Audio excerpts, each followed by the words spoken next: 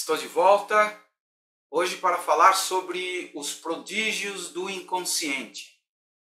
Esse é um tema sempre muito instigante, interessante, né? Porque quando as pessoas falam do inconsciente, normalmente elas imaginam uma coisa muito diferente do que o inconsciente é. Elas imaginam o inconsciente como se fosse um arquivo morto, um elemento passivo da mente.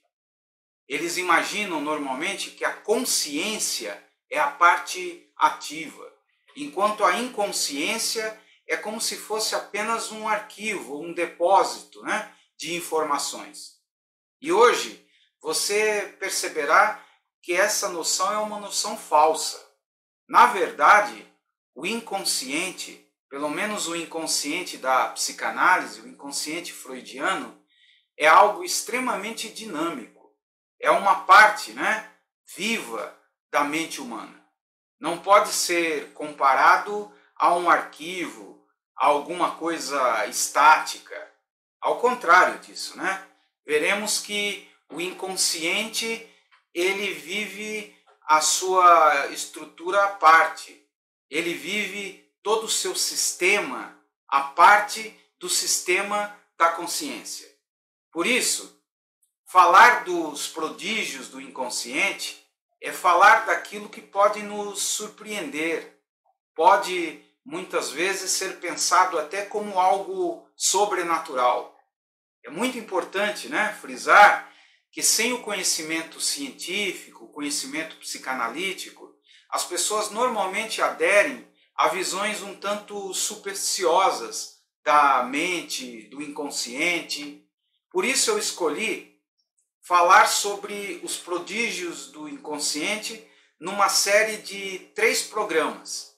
Esse é o primeiro programa, onde falarei sobre a hipermnésia. Eu sei que é um palavrão, né? Mas nós vamos discutir conceitos muito profundos sobre a dinâmica da mente. Nós vamos discutir o que é chamado, né, de hipermnésia. Falaremos, né, sobre a criptomnésia, pantomnésia. Esses termos, na verdade, não são apenas palavras de impacto. Não, são conceitos. Ao falarmos, por exemplo, da hipermnésia, é o tema que eu escolhi para esse primeiro vídeo, nós estamos falando da capacidade mnêmica que ultrapassa muito aquilo que normalmente nós sabemos que sabemos. Quando se fala de hipermnésia, pegando aí etimologicamente o termo, hipermnésia, memória além daquilo que você sabe que você sabe. A hipermnésia é uma memória do tudo, uma memória de algo que ultrapassa as lembranças que comumente penso que tenho. Você tem muito mais lembranças, você tem muito mais memória de que propriamente sabe. Esse conceito de hipermnésia fala exatamente desse fenômeno estranho. Há muitas coisas que você arquiva, há muitas coisas que você coloca na memória como traço mnêmico e você não tem nem consciência disso. Daí então o termo hiper. Hiper, uma coisa que vai além do comum, do normal. Há muitos fenômenos relatados na literatura psicológica, parapsicológica, né? De pessoas que sofreram um impacto emocional e de repente começaram a falar em línguas estrangeiras estranhas ao seu cotidiano. Começaram a falar uma língua que nem aprenderam. Então vejam, né, que é um fenômeno que às vezes pode ser confundido até como algo sobrenatural, algo espiritual. Não são poucas as pessoas que quando o indivíduo, nesse exemplo que eu dei, começa a falar um idioma que não estudou, normalmente recorrerá à ideia de reencarnação, à ideia de possessão demoníaca. E, na verdade, esse é um fenômeno psíquico. Esse é um fenômeno mental. A psicanálise pode explicar isso.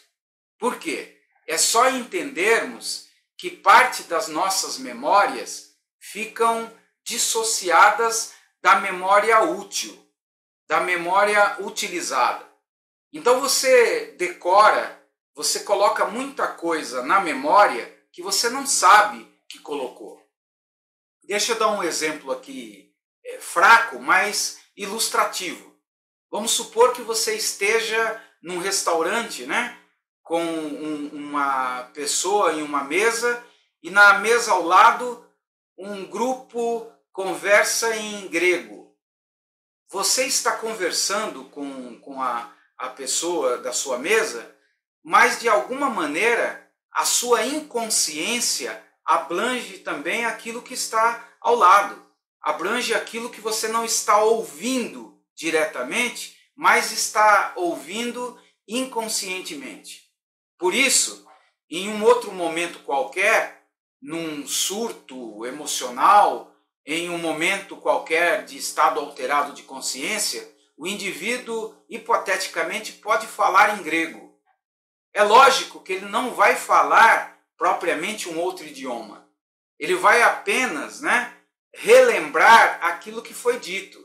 Quando se estuda esses casos de xenoclossia, como é chamado, xenoclossia é a fala de um idioma estranho. A xenoclossia se explica exatamente a partir da ideia de que o indivíduo decorou, conseguiu gravar algumas palavras daquele idioma estrangeiro. Como eu disse, não é bem uma fala, mas é uma repetição, como se fosse algo parecido com o que ocorre com um papagaio.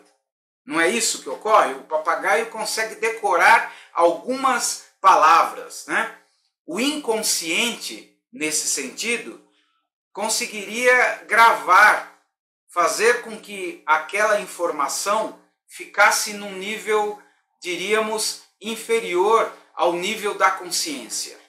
É o que chamaremos, de inconsciente. Os mentalistas norte-americanos chamaram de subconsciente. Eu não vou problematizar isso, A psicanálise não adere à ideia de subconsciente.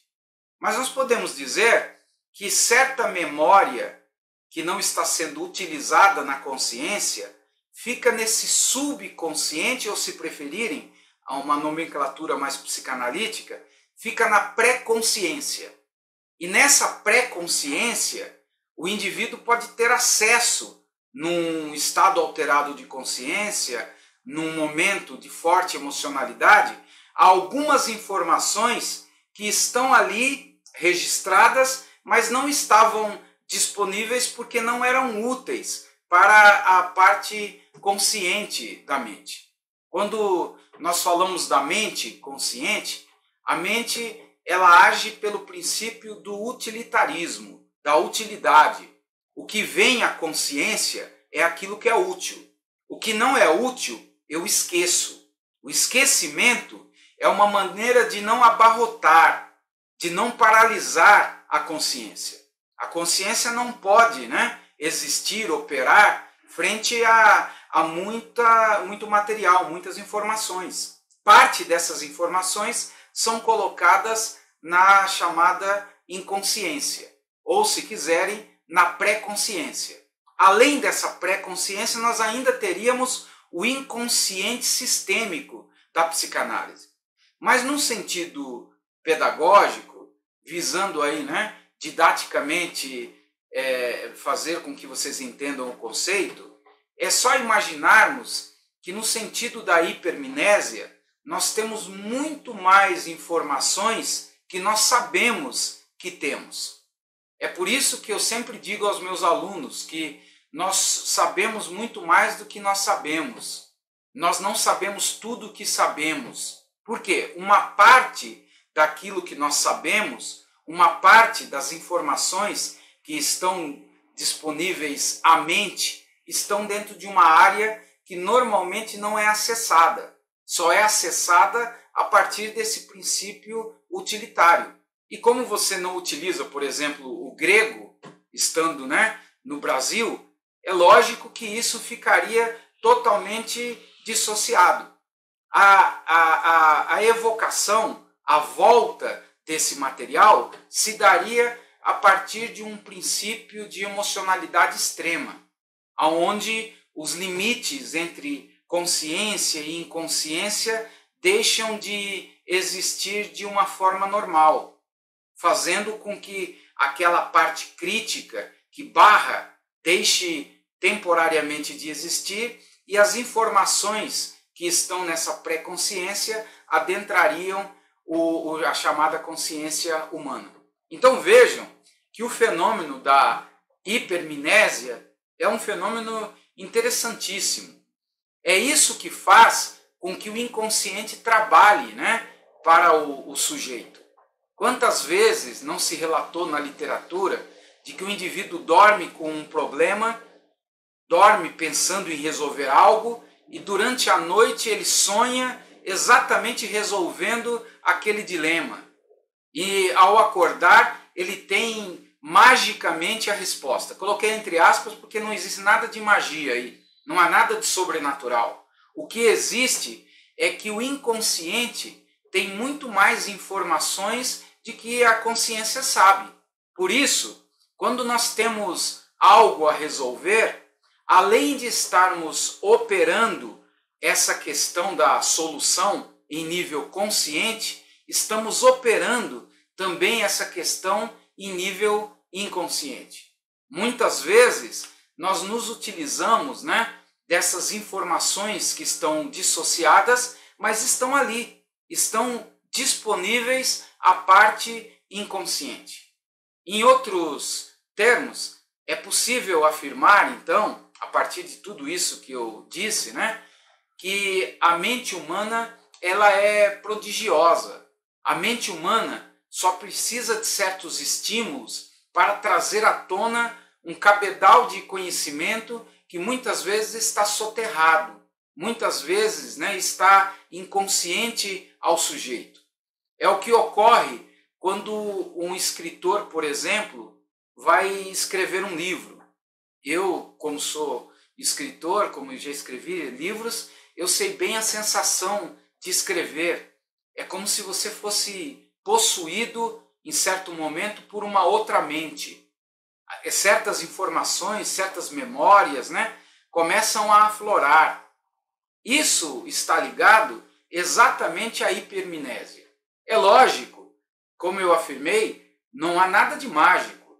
Você só vai trazer à tona aquilo que você colocou lá. Por isso, quanto mais o indivíduo lê, quanto mais ele estuda, quanto mais ele aprofunda, né, o seu conhecimento, mais ele terá disponível, em certo momento, esse cabedal inconsciente. É isso que faz com que um professor seja bom professor quando se aplica muito profundamente, né, a sua disciplina. Ele lê tudo que pode, mesmo que retenha 30%, 40% de um livro, esses 30%, 40% estão ali disponíveis, mas estão latentes. No próximo vídeo eu vou falar até da criptomnésia, que vai complementar essa ideia, né, de hipermnésia. Mas neste vídeo é importante que você tenha em mente que nós sabemos muito mais do que nós sabemos. E para explorar esse conteúdo, para explorar essa capacidade, esse potencial, o que o indivíduo deve fazer é sempre buscar colocar mais, né, informação em arquivo. Quem estuda, quem lê, quem aprende algo novo, não sabe nem muito bem aquilo que deixou ali, né, para utilizar mais à frente. Mas na hora certa você vai se utilizar daquele material. Daí então, né, entender que a mente não é parecida com um computador, não é parecido com um gravador. A mente ela é dinâmica. Tanto a parte consciente como a parte inconsciente. E nesse vídeo você aprendeu sobre o fenômeno da hipermnésia, a memória que vai além das lembranças que estão normalmente disponíveis à consciência. No próximo vídeo eu volto falando sobre a criptomnésia. Até lá!